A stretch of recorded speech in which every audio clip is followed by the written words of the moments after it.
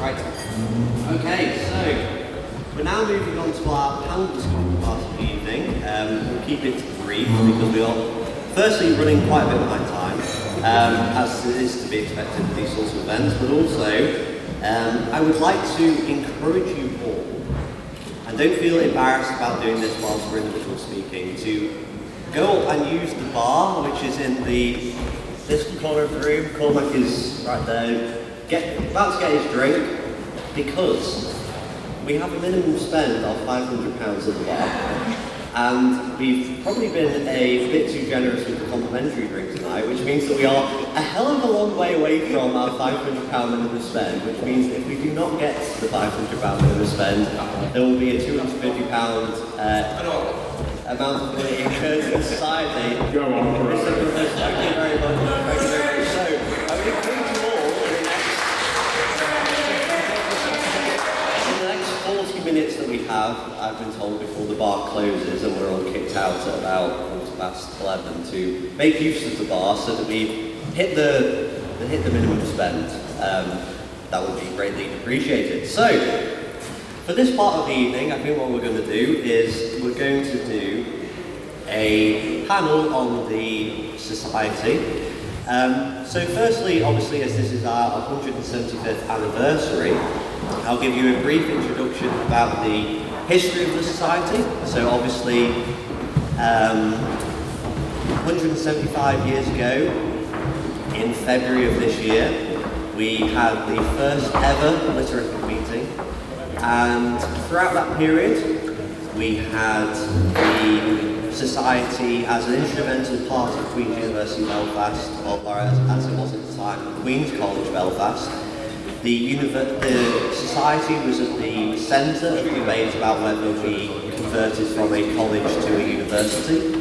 It was also one of our former presidents who drafted the Ulster Covenant and led to the creation of Northern Ireland, obviously a very controversial document, but also one that is central to the place that we now live in today.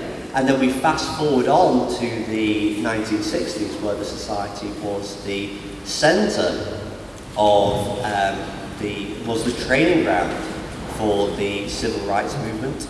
So I think you have within the Litterific a society that both was a central part of Queen's College that then led to the creation of Queen's University, so a central part of the university, a central part of the creation of Northern Ireland itself, but then also a centrepiece of the society that we now live in, which is, moving from the Northern Ireland that was created in the 1920s. 22? It's a subject of some debate. Alright, Jonathan Finley has me right. So, the Northern Ireland that was to the Northern Ireland that is today. So, even though we are a small society within Queen's University Belfast, we have punched above our weight throughout this time. So, that is the history of the society. But, tonight I think what we want to do is to dig into what the Litterific is in the contemporary period. What is the Litterific today? What does it mean? What does it do? What impact does it have on the university? What impact does it have on the student experience? What impact does the Litterific have today? So, we now have a panel of speakers, a very distinguished panel. So we have Mr. Paul Shannon, who chaired our debate this evening.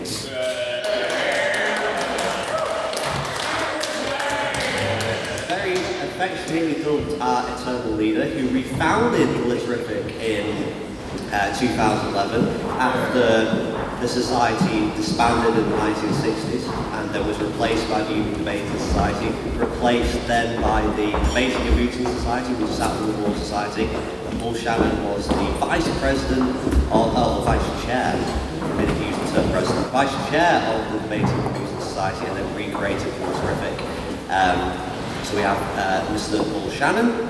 We then have Professor Tony Gallagher, who, when the society was refounded in 2011, was Pro-Vice Chancellor of the university and became a trustee of the society in 2013. And then we have Chloe Ferguson, who was Outreach Officer Clap, you can clap. In 2018, 2019, and then was secretary of the Society in 2019-20, which was the time that I became involved in the Society, so you have Chloe to thank for me still being here today. So, without further ado, I think we will now move to, let me check the wrong order that I created. We will now move to Paul Shannon, who will talk about what debating was like when he started at Queen's, how he found out about the literature, what motivated him to revive the society, and how he went about doing this, and also what the early years of the reconstituted literature were like, and what were the sort of key successes. How did we get along in those early years once it was revived? So I'll hand over to Mr. Paul Shannon, HLM. Thanks very much, Ryan. So, I think there are a couple of things, and please feel free to shout out questions if you have any. When I joined Queen's, it was the Debating and Mooting Society. So it was debating at that point at Queen's was very tied in with law students, very tied in with mooting, which I really enjoyed doing as well as debating. And the debating side of it was very much a part of, it was sort of training ground really for the mooting aspects that most of us were involved in. So it was really, the competition stuff was really heavily geared towards mooting. The debating in-house was very much just like training exercises. Then we would send people to the Times. So the only thing that we would really do on the sort of the style of debating that the Litterific became. There were a lot of really fantastic people involved in it, lots of great both law students and non-law students who were involved in debating. But it was very different from most other university debating societies because it was so tied in with law. We had several presidents when I was involved who were really fantastic, but we were generally focused on the mooting side, particularly as far as competition was concerned. So then, when I was in my third year, it must have been, I sort of stumbled one evening in the library upon some old forgotten text of the university that mentioned the Literary and Scientific Society. I think it might have been one of those old Queen's calendars that you find I was probably hiding and trying to avoid finding whatever law journal I was supposed to be finding in the stacks on the second floor of the Macleay Library. And there was, and I think I'd seen a reference to it somewhere previously, that there had been this society, and subsequent to that was able to find out a little bit more about it, and a little bit more about that there had been a society that was much more a chamber debate society, a weekly focus with weekly motion in the way that we debate at the Litterific today, and in the way that most universities, or lots of universities, particularly on this island, and also a few universities in GB, debate. But that was something that was very sort of amorphous at that time. And so I and particularly Declan McAnew, who's not here this evening, went about attempting to try and change debating and mooting basically into reconstituting the Litterific. At that point, I think the law school were also very happy to bring mooting in under their wing a little bit more as well, so that happened simultaneously. And then we started as a few people who were here fairly near the start, and particularly looking at Stephen Goss and Andrew Carruthers, will attest, we were very rough and ready at the start. We hadn't really formulated the sort of the main attributes of the society that became quite quickly embedded. So we wrote, I think I wrote with some help from Stephen Goss, the Constitution, some of which you've terribly bastardized over the years.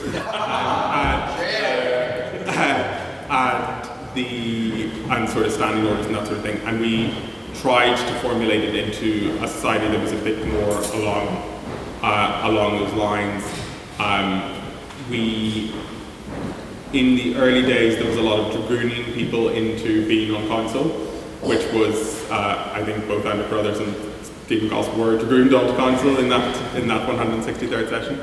And there was, but we did have a couple of early successes, I think, in trying to make chamber, sort of the weekly house debates a bit more prominent. I think I remember us getting Judge McCluskey, who's now I think, in to chair a debate about the death penalty or something like that, and those sorts of things. So it was very early. We hadn't, and it was frankly amazing when I went away after a year or so and came back again a couple of years later to see that a lot of things have become embedded as traditions really, really quickly. I think one of the things that we forget is that university, while we are all here, a lot of us back again after several years, that university generations are short and they turn over quickly, and what has happened in the recent past becomes established fact very quickly. The fact that somebody did this 3 or 4 or 5 years ago is, that's just the done thing. And so you can, in fact, build up a sort of a body of tradition in quite short order. I guess then to come on to our next speaker, which is Professor Tony Gallagher. So Tony then would have been around at the time that the Society was refounded, and in 2013 became a trustee of the Society. So those who refounded the Society and put in all those bits in the Constitution, which have, I would say, not been bastardised by the students that have come forth after that time, but been bastardised by the Students' Union, who said that whatever was drafted by the original reconstitution of the Society didn't align with their rules. So that was the main reason why lots of these things have been changed. I can assure you that.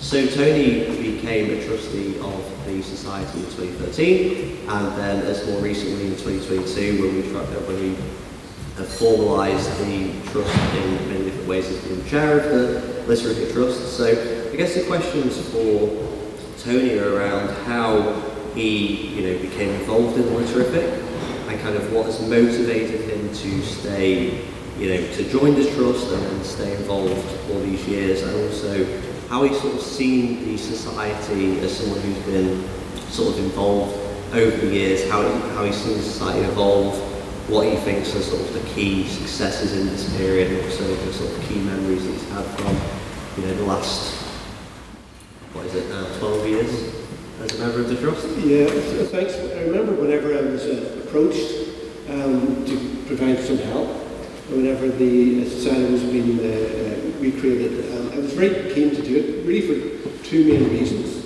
The first reason was related to my sense of the importance of effective communication. When I was a kid, I lived in Roma, and I remember watching Bernadette Devlin give a speech in the High Street in Roma in the campaign before she eventually became an MP. Years later I came to Queen's. I liked this when I was an activist in student politics, locally and in Ireland in GP. And I heard people like Tara Daly or Paul Foote, incredibly impressive speakers. In my academic work, I've worked with people like Tim Brinkhouse and Ken Robinson, also extraordinarily effective communicators. So the idea of being able to make an effective case, to marshal information and to use the power of rhetoric was always very important to me. So whenever the idea of trying to re-establish the Litterific thing, I thought it was a brilliant idea, because those sorts of skills are the sort of things that you can fine-tune, you can play around with, you have fun with your university, but they will stand you in extraordinary good stead afterwards. And so I was very happy to do that. The other reason, I suppose, was despite the importance of our history, the history of the institution, you can see it in the room around you. I often feel that Queen's has got a very poor sense of institutional memory and doesn't value its past enough. And so this is an opportunity to help bring back the oldest student society that we've had in the place. And it was a real sense of excitement, a real sense of honour to have the possibility of helping out on that. And that's why I've stayed with the Literacy, joined the Trust. I was very pleased to be asked to chair the Trust. And it's been great to see the Literacy grow and thrive.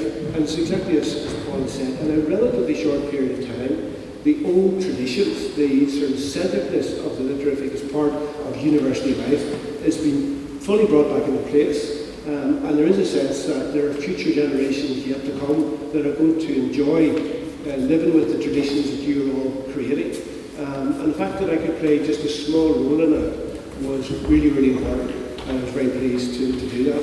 And tonight is a really good example as well, just bringing people back, celebrating past generations, the booklet with those photographs that go right back into history. And the thought that there's many more photographs and much more history to be created over the coming years. So you should all be very proud of what's been achieved. And proud that you're in a line that goes right back to the foundation of this university and will continue to stretch way into the future.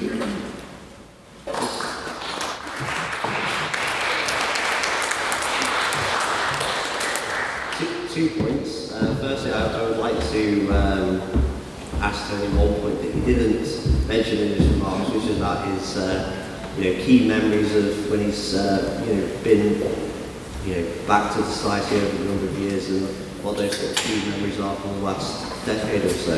But also to all of you out here, a reminder that the bar is still open. And do not be polite and wait for us to stop speaking to go up to the bar, because we very much do need you to go to the bar to ensure that we do reach our £500 minimum spend. So Tony, over to you in terms of the sort of key memories of the class. Well, I suppose that in the early days, whenever the Literacy came back, there were some key individuals, Paul here is obviously one of them, whose force of personality helped to make the thing come alive.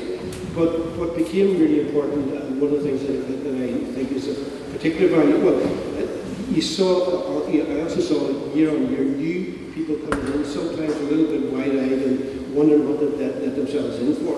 And in a very quick period of time, we're having gaining the confidence to stand up and to speak publicly and to speak eloquently. The key thing, the best thing that I've seen is the point that Paul made. It's just seeing it all becoming embedded. It's students. There's lots and lots of more students each year joining. They're joining something that's well established as part of our history. They see themselves as being part of that. They've learned a huge amount from it, and you can see that in the quality of the debates. Sometimes they're up and down, but I have to say, some debates are better than others, but that's okay. That's part of the process. It's part of the process of learning this stuff. But just seeing it become part of the life of the university again is just wonderful. Some key individuals at the start, but they were the building blocks on which an awful lot more has been developed over time. And seeing that has just been great. Absolutely, and 100% agree with Tony on those points around. And I think there's been key individuals, not just at the refounding of the society, but key individuals over the years. And I'd particularly like to pay tribute to the presidents who helped to ensure that tonight went, extremely well, which is Tara Piaha, Calvin Black, and Matthew Bradley, who's done a huge amount this evening in making sure that everyone.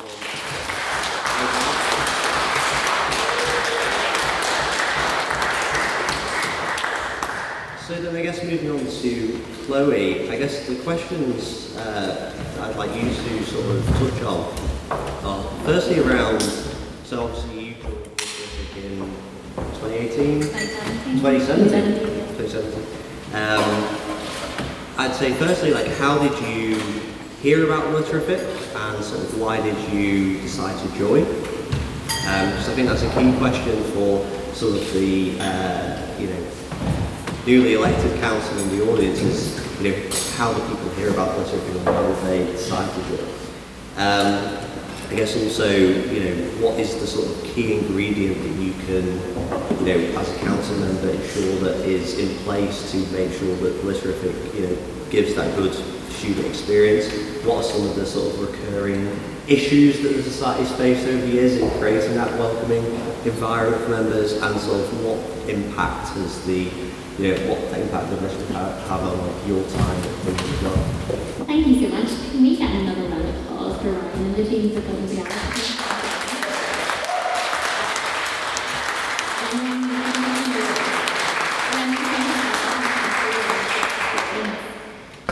It's in all of us here, but also particularly the organisers of this night, that all of us have been so willing and so excited to come together to reunite and reminisce, but also think to the future and think about how we can help society and in the future itself. When I first learned about society, I don't think you know this, I actually went to the 2015 schools competition, and I was, I think, in year 12 or so, in my school, and my teacher came up to me and was like, do you want to go to this debating competition? And I was a typical teenager, and I was like, oh, I suppose so, I'm so cool, I don't want to do anything, but okay, yeah, I'll participate. And that was when I first heard of Glitterific, and I think I came back the year after that as well, and I was so excited about coming to Queen's because of it. It was the first time I heard about the society, and it was one of the motivating factors, not necessarily Glitterific itself, but the idea that there were students in Queen's that wanted to have these debates, these conversations, and that really excited me.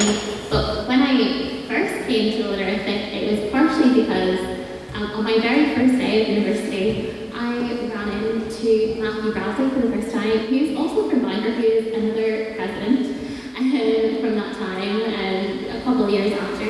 And he shouted at me from chocolate flags for many years to come, until I came. So I was very excited to join conversations then. But I remember walking into, I don't think it was the centre room, I think it was the room on the other side of the quad over there for the first time, and realising that there were such positive conversations to be had. It was a little bit chaotic, I won't lie. I think I remember someone standing on a table, and I'd be like, okay. But here I am now. In terms of an ingredient for what makes a really good society, I think that changes over time. I'm not going to sit here and say that students are the same that they were 10 years ago. I'm not going to sit here and say that students were the same 5 years ago, 2 years ago. But for us, and I think that maybe some wisdom the new council can take forward, it was about building a society that was inclusive as possible. And I was the outreach officer, and that was very important to me because I first came. And as I said, through the Glitterific, via the schools competition, recruiting the membership young. But I think for me, I came into university, Glitterific, not really knowing what my political beliefs were, coming from quite a sheltered background, really excited to discover who I was, and something that I really think as a council member I try to embody, but also in my membership generally over the years was making that sense of inclusiveness, that welcomeness, across, so it didn't matter what side of the political spectrum you were, having respect for each other, having that integrity. And I do think the Glitterific is at its best when it has people speaking from all across the political spectrum, not just one side. And I'm sure the council today are just embodying that as well, and I found it really important to do that too, because genuinely I think that's when the best conversations happen, having your mind open to discovering new ideas yourself as well. And so I think for me, I then carried that through also, into conflict of interest of everything that's been said tonight. To me, I was also a student activist. I was a sabbatical officer in Student Union. I feel like that's a really controversial to say after all the saga. But I wouldn't have been able to do that, to be honest, without the boots on the ground effort from the Glitterific, probably yourself, to get me elected, and then going on to national politics as well. And I think that was something that was really integral to me, having an open mind and an open voice for every single student that walked through that door. And I think just for any future council, any Glitterific member, I think everyone here has really embodied that and carried that through.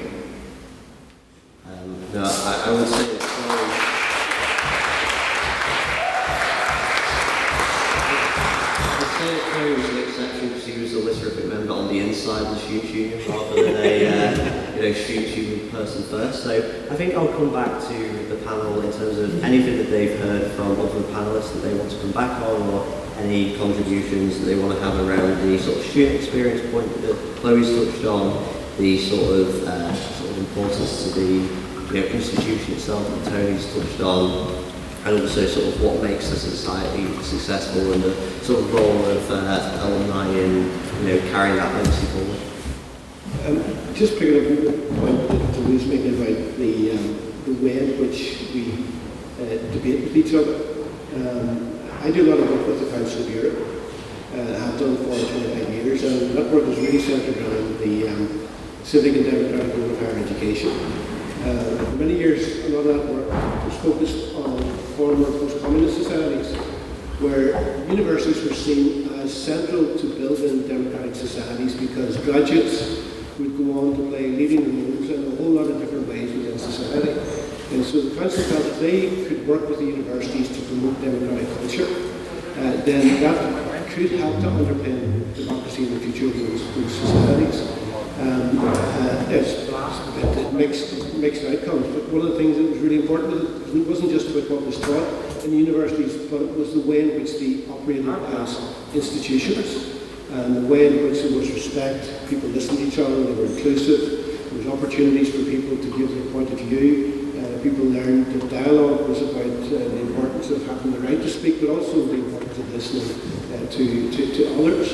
And I remember when I was a student here at Queen's, as a Bath officer as well, I have to say, when I was a student at Queen's, there were lots of political meetings, but they tended to be pretty wide events, where speakers, more than often enough, got a chance to speak for about 10 minutes before chairs and things were flying around the room. They were pretty awful events, but in some senses, that's what politics was like at that time, which is that it was a wild west. And the sort of things that we've been talking about, the sort of the skills of debating and being prepared to engage in open, inclusive dialogue and listening to each other is such an important part about creating a society where we can argue about things and fight about things, but do it in an instructive way. And those are among the lessons that you learn in this sort of stuff, because that is so important to our wider society. So just to underline that, all of that is played. Debates in the literary can be quite high energy, but they weren't mad like the debates I remember seeing in the student union. And that's something that's really nice to see that difference. Can I jump in actually as well? I think it's just something that we said there about debates being really high energy. I think we can all say from our times, we've had our fair level of drama in each society, each council, each year we bring our own set of optimism, of challenges, of everything in between. But I think genuinely in that fairness and honest and open dialogue, I think it would be really integral to mention are the relationships that we foster as well, just for us personally as human beings, for everyone in this room. We're all probably here, for most of us anyway, because we have a friend who's like, oh, shall we go to that? I know that a class crack, let's catch up with someone that we haven't seen in years.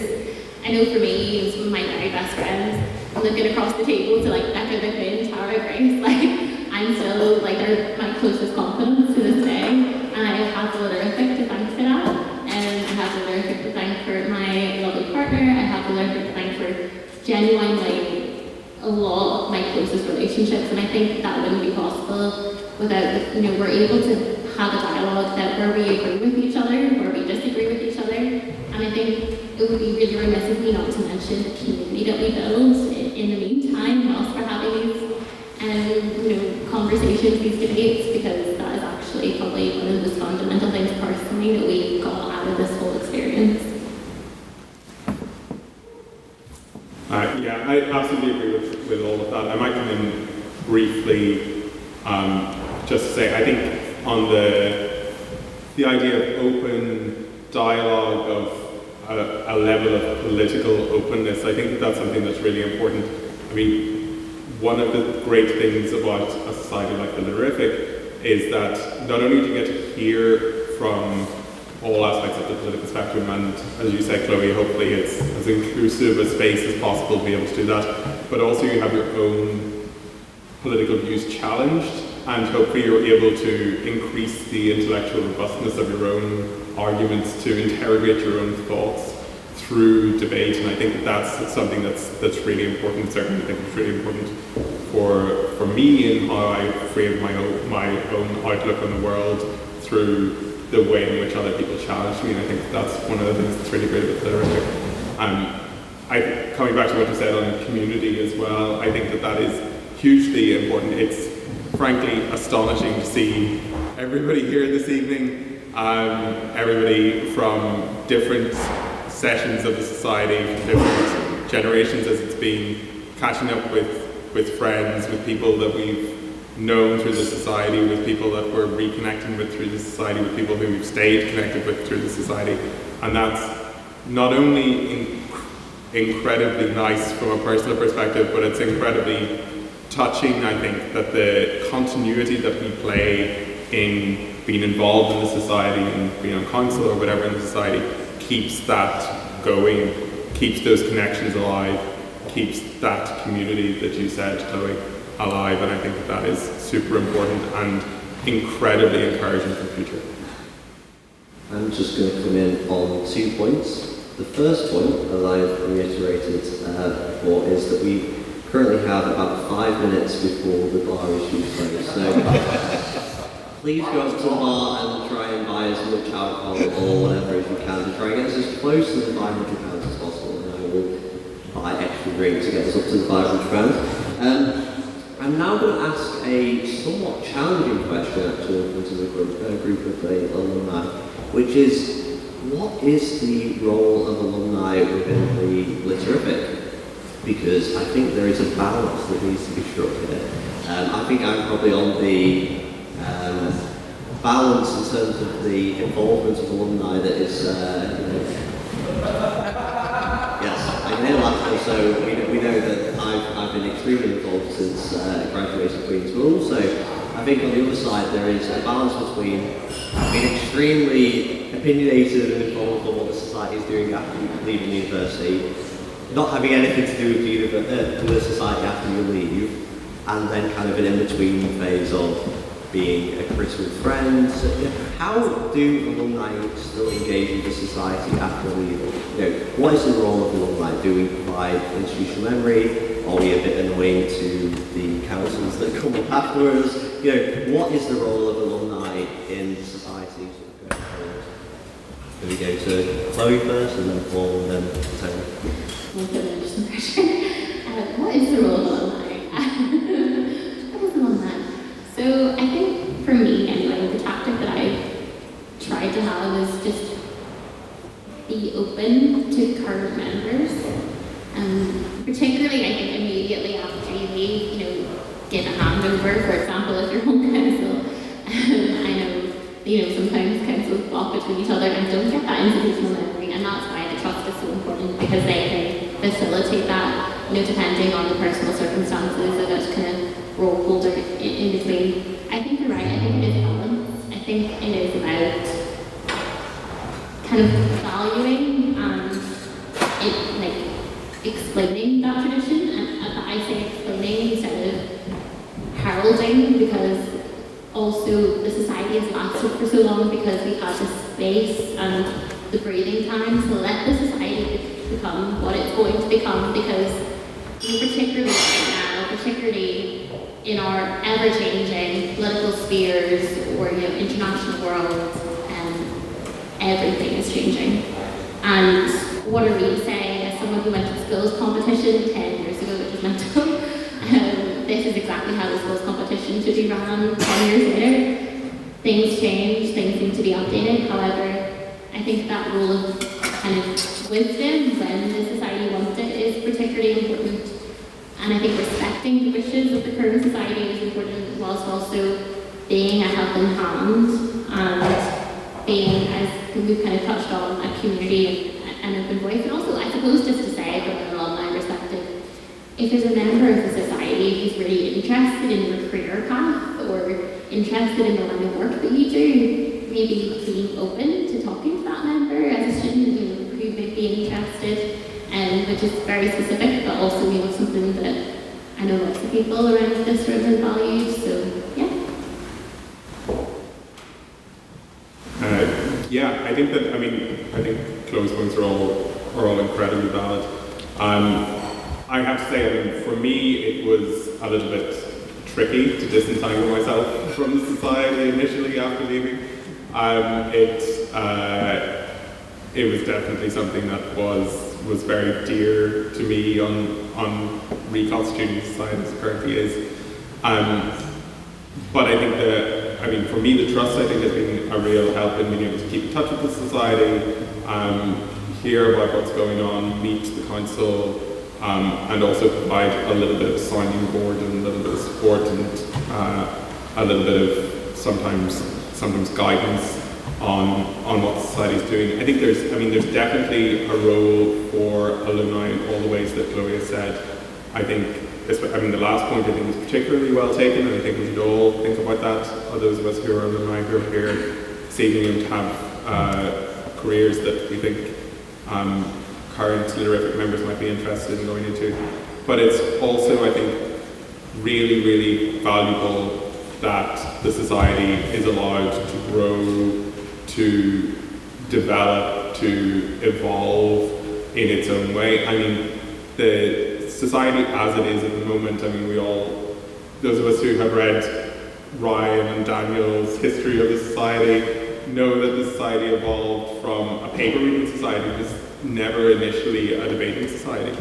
So this is the way in which society operates has evolved over the last 175 years. It's hopefully going to keep evolving over the next centuries, and we can't stand in the way of that evolution. But I think, on the other hand, it is important that alumni are there to be sounding boards, to offer guidance, to offer support, and I think to encourage the society to develop in the best way that it possibly can.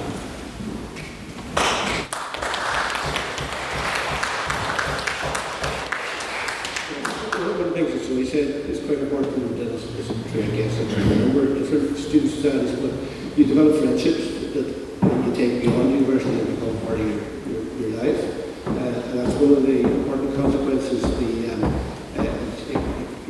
keeps a line of connection.